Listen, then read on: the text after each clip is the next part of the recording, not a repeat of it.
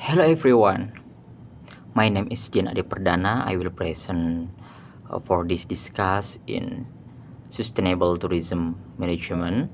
I have a topic about the dilemma of managing whale shark ecotourism in Botubarani, Gorontalo between conservation and commercialization. We have to know about Botubarani. Botubarani is the village name in Bone Bolango region, which in Gorontalo province in Celebes Island in Indonesia, northern Celebes Island near from Philippines.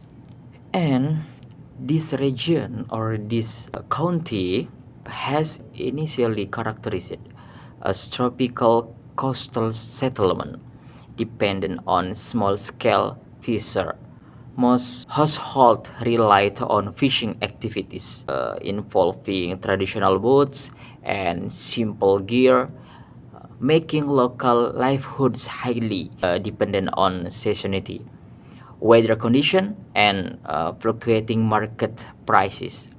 Before 2016, Botubarani still minimal or still little bit tourism visibility, and seasonal marine depend on livelihoods of local community. And Botubarani had little recognition, little tourism destination, and for visitor members is still minimal there.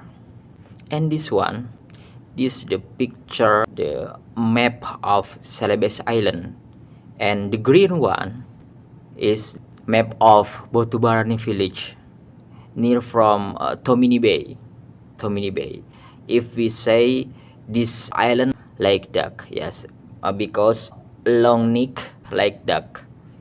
And for the economic landscape, this village shifted dramatically when whale shark began coming regularly in the shallow coastal waters near the village Botubarani village. And local fisher was observed the presence of this gentle giant, possibility are attracted by seasonal plankton concentration. And this like in the picture, local community and the future time make the tourist destination. Welcome to Whale Shark Botubarani. This phenomena lead to unprecedented increase in tourism arrivals. The number of visitors escalated from a few hundreds to tens of thousands per year, going to Botubarani village or Gorontalo, transforming Botubarani into a key marine tourism hotspot. Tourists were drawn by the unique opportunity to observe whale shark at close range with minimal logistically difficulty. Many called simple hire a small boat or swim from the snorkeling, swimming to getting many species, many animal see inside, and this bring economic boom and community benefits. The first one, tourism service. The fishermen transition to boat operators, tour guides, and equipment providers, creating stable income streams until now.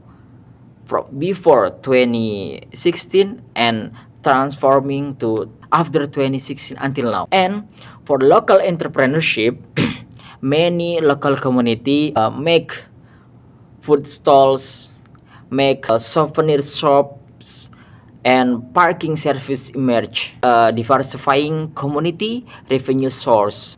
And this growth forced multi-stakeholder and collaboration involving local government, government revenue retribution system implemented to support public infrastructure development, and regional economic planning. Yes, because local government, community groups, fisher, NGO, non-government organization, and conservation organization involved to this tourism destination, whale shark ecotourism initiative include the establishment of community-based tourism groups, the development of public facilities, and the creation of basic regulation governing groups, the development of public facilities, and the creation of basic regulation governing human well-shark interaction, which implies inclusive engagement among all affected parties in shark management, which transforming from local destination to international destination, from local community to many tourists from others county, others region, until international tourists. Any critical issue was feeding practice.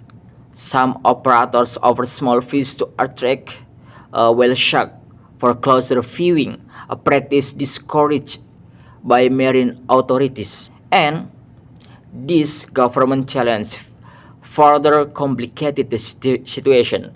Yes, conflicts occasionally arose among community groups regarding revenue distribution, both quota and regulatory restriction. Some operators restrict their measure due to concern over reduced income, and ecological and managerial challenges arising from the surge in tourist visits. Any 3 point, the government, the local community, and others have to save this environment. The first one, sharp increase in visitor numbers, yes, has placed significant stress on the marine environment and whale shark behavior. During peak season, the site can host over 500 visitors per day, and far exceeding ecological carrying capacity recommendation. And the concentration of boats and snorkelers raise concern about accidental physical contact, visual strike, and behavior disturbance with whale shark. And the second, about tensions have emerging among diverse stakeholders with competing interests. Local communities whose income directly correlates with visitor volume generally prefer maximizing tourist activity. Local authorities emphasizing the potential for destination branding and for increasing regional revenue. Meanwhile, conservation NGOs, researchers, and marine authorities stress that whale sharks are vulnerable species requiring strict protection. And the last, from ecological and managerial challenge, is governments and regulatory enforcement remaining key issue. Although regulation address safe distancing, visual limits, and feeding prohibition, implementation on site remains inconsistent. Many guides lack formal training to educate tourists about responsible behavior.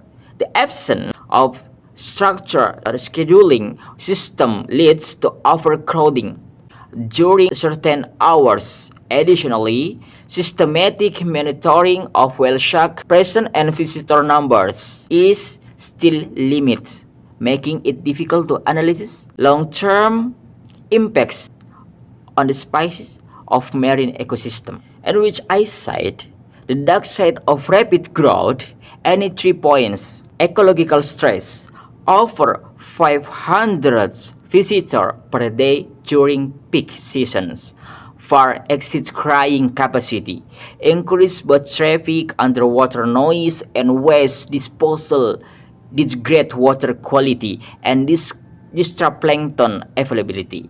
And the second, behavior disturbance. Tourists frequently violate safe distance guidelines, touching animals or blocking their path. Feeding practice create dependency and other natural foraging behaviors. And the last, the dark side, is physical risk. Multiple boats operating simultaneously around individual whale shark increase collision risk. And stakeholder conflict is, I have a graphic, circle graphic. All stakeholder, any conflict with others, about conservation organization, about local communities, and government authorities. especially in Bone Bolango region or Bone Bolango County. This between conservation and commercialization. The government challenge and 3 point fragmented authority.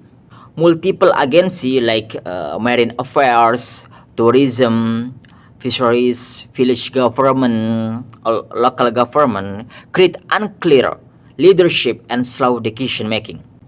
And the second, limit resource. Many local community cannot guide the international tourists because cannot speak English, and the government have to give the education about how to guide, insufficient trained personnel, and funding for monitoring tourist behavior, both operation and feeding activities. And the last, weak enforcement. Guidelines exist but lack legal teeth. Economic pressure lead authorities to overlook violations, reducing compliance. And sustainability dilemma, the first one, unregulated tourism, risk driving whale shark away, jeopardizing long-term economic sustainability. And the second, critical crossroads, balance economic gains with conservation imperative. And the last, overly strict rules may reduce community income and trigger resistance against conservation. The Batu Barani exemplifies how rapidly emerging tourism sites develop without appropriate planning, later struggling to manage unforeseen growth-related impact to local community, to government, to organization, and others. Teaching objective this topic, all of students, all of audience have to discuss specific step we can take together as a community to better promote our local culture and attraction to tourists. The first one, analyze the socio-economic transformation resulting from the shift from a fishing village to a tourism destination, and assess the ecological impact and behavior change in whale shark due to high tourist pressure. And next, identify and analyze stakeholders conflict using stakeholder theory. And the next step, evaluate governance challenge and regulatory enforcement in conservation-based tourism. And the last, develop sustainable tourism strategies for a marine ecotourism destination. In this case, we have plan timing and plan timing. And the first one, introduction. We can do it 10 minutes. About proposed activities and outcomes. And the second, background briefing and case reading, 15 minutes. And the next, group discussion about ecological and managerial challenge, around 25 minutes. And the next, about stakeholder remapping exercise, about 15 minutes. And the next, strategy development session with others, around 20 minutes. And the last, we have to discuss, we have to make class synthesis and reflection, about 10 minutes. And for the assignment question, we have 4 questions about sharp increase in visitor number. How does the sharp increase in visitor number affect the marine environment and whale shark behavior in Batu Barani, Bone Bolango, Gorontalo, Indonesia? And the second, diverse stakeholders. About diverse stakeholder, why do conflict of interest arise among local communities, local authorities, and conservation groups in the management of whale shark tourism?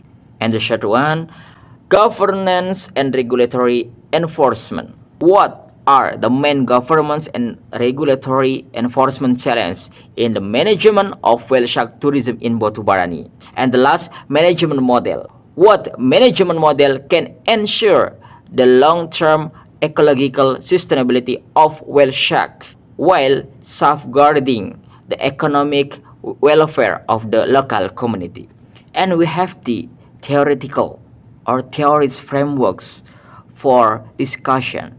The first one about ecotourism. Ecotourism is form of responsible travel to natural areas that conserves the environment, support local communities, and involves education and interpretation of natural and cultural values. And the second, conservation. Conservation refers to the sustainability management and protection of natural resources, ecosystem, and biodiversity to ensure their long-term survival. And the last, commercialization. Commercialization in tourism describes the process of turning natural of cultures resources into economic products that can be marketed and sold to tourists. That's we have to discuss together for this topic about dilemma of managing whale shark ecotourism in Botubarani Gorontalo between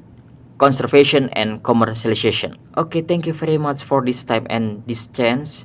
See you everyone. Bye bye.